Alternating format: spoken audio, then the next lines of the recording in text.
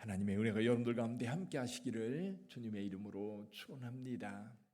오늘도 예수님과 제자들, 여러분들도 그 자리에 끼어서 그 상황을 한번 상상하시면서 거기서 어떤 느낌이 여러분들에게 오는지 한번 느껴보시기를 바랍니다. 이제 예수님께서 제자들과 함께 여러 곳을 돌아다니는데 한 곳에 이르렀을 때 한 젊은 청년이 예수께 다가왔습니다. 제자들은 예수님께 사람들이 다가오는 것이 일상적이었기 때문에 별로 대수롭지 않게 생각을 했을 겁니다. 근데 이 사람의 행실색이 좀 달라요. 옷이 벌써 부자 티가 납니다. 넉넉한 티가 납니다. 귀공자 스타일의 모습으로 예수님께 다가왔습니다. 저 사람은 누구지? 근데 이 사람이 예수님께 이렇게 묻습니다. 선생님이여, 내가 무슨 선한 일을 하여야 영생을 얻으리이까? 무슨 선한 일을 하여야 영생을 얻으리이까? 이 질문은 유대인들이 대부분 하는 질문이에요. 경건하게 살고자, 그리고 하나님 앞에 올바르게 살려고 애쓰는 사람들은 늘 질문하는 겁니다. 어떤 선한 일을 해야 내가 영생을 얻을 수 있지요? 예수님께서 대답하십니다. 어찌하여 선한 일을 내게 묻느냐? 선한 일은 오직 한 분 하나님뿐이니라.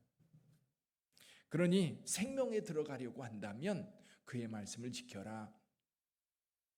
근데 이 청년이 말합니다. 어떤 계명을 지켜야 합니까? 예수께서 십계명의 말씀을 하세요. 다 알고 있는 말씀이에요. 살인하지 말라, 간음하지 말라, 도둑질하지 말라, 거짓 증언하지 말라, 내 부모를 공경하라, 내 이웃을 내 몸과 같이 사랑하라. 당연한 거 아니에요?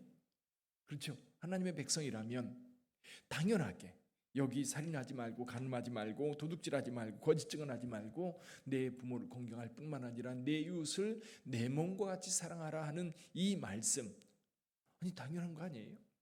이 청년도 그렇게 생각했습니다. 당연히 다 지켰지요. 그러니까 예수님께 이렇게 대답을 합니다. 예, 제가 이 모든 것을 지켰습니다. 근데 뭐가 부족하지요? 옆에서 보는 저와 여러분들은 아마 이 청년 대단하다. 젊은 사람이 이렇게 말씀을 철저하게 지키고 있으니까 아마 예수님께서 너는 영생에 들어갈 것이라고 선언해 주시지 않을까 기대를 했는데요. 예수님 딴 말씀하세요. 뭐라고 말씀하셔요? 충격적인 말씀이지요. 이 청년도 충격이고 제자들도 충격을 받았어요. 예수께서 이렇게 말씀하시는 겁니다. 내가 온전하고자 하느냐? 그러면 가서 내 소유를 다 팔아 가난한 자들에게 나누어주고 너는 나를 따르라. 이 청년이 재물이 많습니다. 그 다음에 이 말씀을 듣는 순간 입이 다물어졌어요. 얼굴이 굳어집니다. 나름대로 예수님께 와서 자기가 거룩하게 살고자 하나님의 말씀을 지키며 살아간다고, 그리고 그것에 대해서 인정받고 싶은 마음에 예수님을 찾아왔는데 내가 지금 다 지켰습니다라고 말했더니 예수께서는 뭐라고 말씀하셔요? 내게 있는 모든 소유를 다 팔아 가난한 자들에게 나누어주고 너는 나를 따르라. 아니 그럼 저는 뭘 먹고 살지요? 이걸 다 팔아서 나눠주면 나는 어떻게 살아요? 아마 이 청년의 마음속에 그런 마음이 생겼을 겁니다. 그리고 제자들도 깜짝 놀란 거예요. 다 팔아서 나누어주고 예수님을 따른다? 그러면 영생을 얻는다? 근데 이 부자는 예수님의 말씀에 답을 하지 못해요. 그리고 뒤돌아서서 멀리 사라집니다. 근데 예수님께서 그 뒷모습을 멍하니 바라보시면서 거의 혼잣말처럼 예수께서 이렇게 말씀하시는 거예요. 내가 진실로 너에게 이르노니 부자는 천국에 들어가기가 매우 어려우니라. 내가 다시 말하노니 낙타가 바늘기로 들어가는 것이 부자가 하나님의 나라에 들어가는 것보다 더 쉬우니라. 지금까지 유대인들은 생각을 했어요. 부자는 하나님께서 축복해서 하나님께서 복을 주셔서 부자로 산다고 생각을 했어요. 하나님 복을 주셔서 저 하나님 복 주셔야 잘 살 거 아니에요. 건강하고 물질 충분하고 자녀들이 번성하고 이런 것들이 다 하나님께서 주신 복이라고 생각했는데 부자가 천국에 들어가지 못한다? 제자들도 충격을 받았고 저와 여러분들도 충격을 받는 거예요. 이때 제자가 물어요. 그러면 예수님 누가 천국에 갈 수 있지요? 여러분들에게 묻습니다. 여러분 누가 천국에 갈 수 있어요? 누가 영생을 얻을 수 있어요? 답할 수 있어야 됩니다. 오늘 우리는 그 답을 알고 있지요. 예수님을 믿으면 영생을 얻는다고 하는 사실을. 그럼 예수님께서 지금 제자들에게 그리고 사람들에게 말씀하시는 것과 예수를 믿는 것과 어떤 차이가 있을까? 사실 예수님께서 이 젊은 청년에게 내 소유를 다 팔아 그 말을 할 때 이 청년의 마음속에 분명하게 드러난 것이 있었어요. 하나님을 믿는다고 말하지만 사실 이 젊은 사람에게는 돈이 주인이었던 거예요. 돈이 주인이었던 거예요. 사실 저와 여러분들의 신앙생활도 어떤 때 가만히 보면 예수님께서 원하시는 말씀이 우리에게 주어질 때 이 말씀을 따를 건가 말 건가 고민할 때가 있어요. 그때에 내 진짜 주인이 누군가가 드러나는 거예요.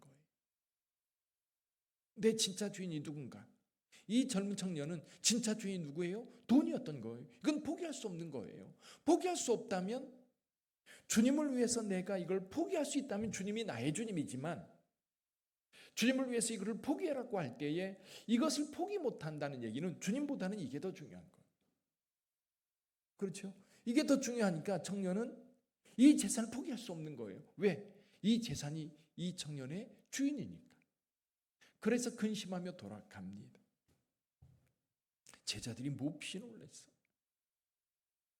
예수님께서 말씀합니다. 사람으로는 할 수 없으나 하나님으로서는 할 수 있다.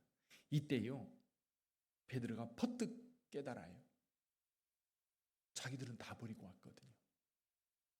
지금 생각해 보니까 이 청년에게 내 소유를 다 팔아 가난한 자들에게 나누어주고 너는 나를 따르라 할 때 그것이 굉장히 충격적으로 들렸는데 제자들은 이미 그렇게 하고 있었던 거예요. 이미 제자들은 예수께서 부르실 때에 자기 그물, 배, 그리고 삶의 터전, 가족들까지 다 내려놓고 주님을 따랐던 겁니다.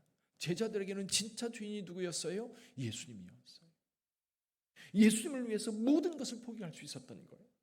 그러나 이 젊은 청년에게는 포기할 수 없었던 거예요. 베드로가 퍼뜩 깨달았어요. 주님 보소서 우리가 모든 것을 버리고 주님을 따랐나이다. 그런지 우리가 무엇을 얻을 수 있겠나이까?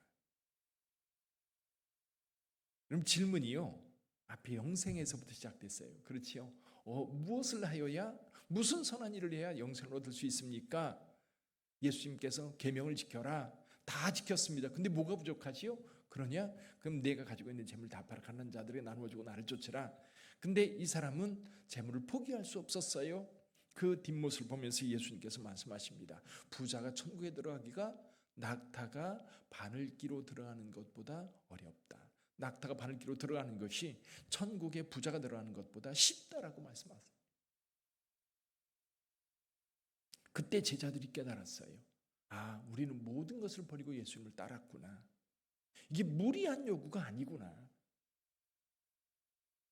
그렇죠? 무리한 요구가 아니었어요. 이미 제자들은 다 버리고 따를 수 있었어요.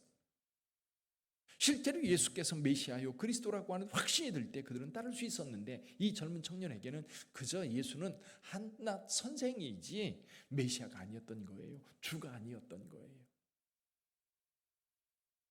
예수님께서 말씀하십니다. 내가 진실로 너희에게 이르노니 세상이 새롭게 되어 인자가 자기 영광이 보좌에 앉을 때에 나를 따르는 너희도 이스라엘의 12지파를 다스리게 될 것이다. 심판하게 될 것이다. 그러면서 말씀하세요. 또 내 이름을 위하여 집이나 형제나 자매나 부모나 자식이나 전토를 벌인 자마다 여러 배를 받고 또 영생을 상속하리라. 여기에 영생이 다시 나와요. 제일 앞에 영생에 대한 질문이 있었지요. 그리고 제일 끝에 영생이 다시 나와요. 사랑하는 성도 여러분, 이 이야기 속에 여러분들의 마음속에 와닿는 것이 무엇입니까? 첫째는요, 나의 주인이 누군가를 생각해 봐야 돼요. 언제요? 평안할 때는 잘 몰라요. 근데 어떤 선택이 강요될 때 내 주인이 뭔가 분명하게 드러나요. 아, 내가 더 중요하게 여기는 게 이거구나. 주님보다 돈을 더 중요하게 여길 수 있고요. 주님보다 내 직장이 더 중요할 수도 있고요. 주님보다 내 가족들이 더 중요할 수 있고요. 주님보다 내 건강이 더 중요할 수 있고요. 주님보다 내가 취미생활하는 게 더 중요할 수 있어요. 그러니까 주님 앞에 드려야 될 시간을 가볍게 뺄 수 있는 거예요. 그 주인이 누군가라고 주님께서 물으실 때에 예, 주님께서 나의 주인입니다라고 고백할 수 있는 여러분 되시기를 주님의 이름으로 축원합니다. 오늘 이야기 예수님의 옆에서 이 예수님과 부자 청년 제자들의 대화를 여러분들이 들으셨어요. 여러분 눈 감고 기도할 때 그때 여러분들이 그 옆에 앉아서 이 광경을 지켜보고 있다고 생각하면서 머릿속에 쫙 그려보세요. 그러면요, 주님께서 여러분들을 바라보시면서 하신 말씀이 있을 거예요. 그 말씀이 오늘 여러분들에게 주시는 말씀일 겁니다. 그 말씀 붙잡고 기도하세요. 기도하겠습니다.